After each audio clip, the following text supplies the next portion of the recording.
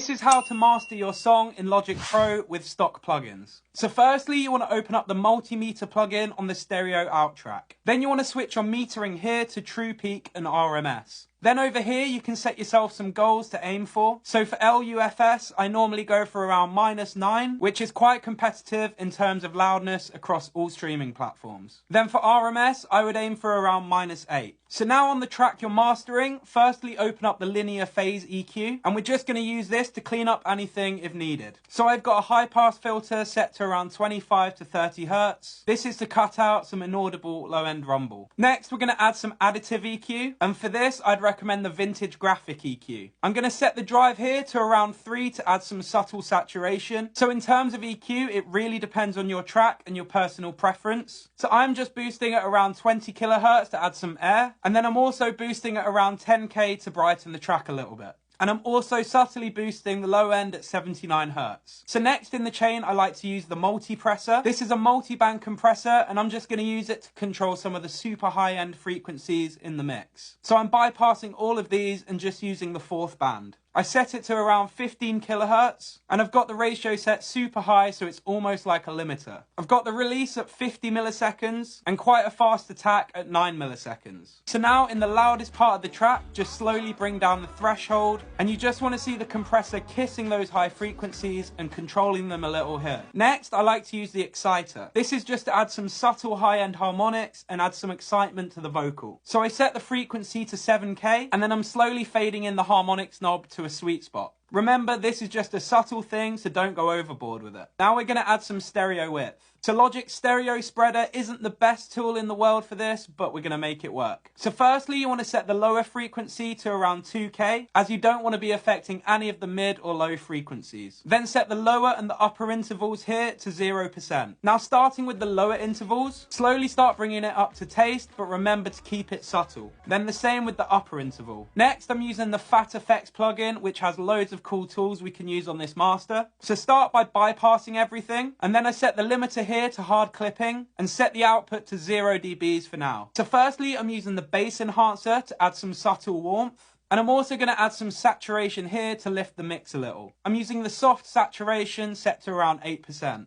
And now finally, I'm using the adaptive limiter. So bring the gain down to 0 and bring down the output ceiling to 0.5 dBs to make sure there's no clipping. Also, I like to set the look ahead function to 20 milliseconds, and finally make sure true peak detection is turned on. So now you want to open up your metering plugin, and you're going to start slowly increasing the gain on the limiter until you reach the goals that you set earlier on in the multimeter. Now you want to listen out to make sure nothing's sounding too squashed, and make sure the overall sound of the mix doesn't start to deteriorate. If they are, then you want to go back to your other plugins and tweak them a little and make sure they're working with the limiter. So I noticed as I was increasing the gain that it was bringing out some harshness. So I went back to my first EQ and I ducked it around 4k, which solved the issue. So hopefully now you know what tools to use in Logic Pro to master your own song. And always remember to master with your ears, as every mix sounds different.